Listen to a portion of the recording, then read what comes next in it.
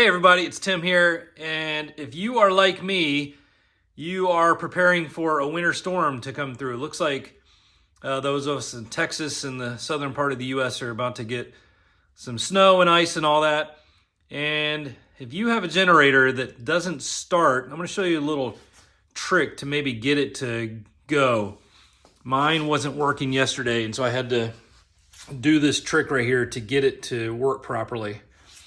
So what you can do is you've got your air filter and everything over here. You can undo the cover for your air filter. You take that off, take the little foam thing out. And I was gonna say take this out too, but it just came right out. And what you're gonna wanna do is spray some carburetor cleaner right there in the carburetor. And that might do the trick. If it doesn't do the trick, you can spray some starting fluid in there. If that doesn't do it, then what you can do is spray some of the carb cleaner up through the drain. And that might clear up some of the gunk that's stuck in there because of all this ethanol gas. So anyway, try and spray some cleaner in there, and that might do it to get you back on the road.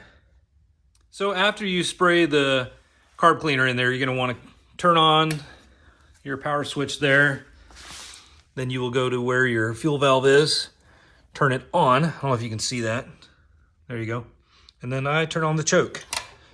Then you should be able to start it. Hopefully it'll work. If not, you might have to do a little more spraying, let it dry out a little bit, and then repeat the process. You should be able to get it going though. Anyway, hope this helps. You guys have a good one. Stay safe.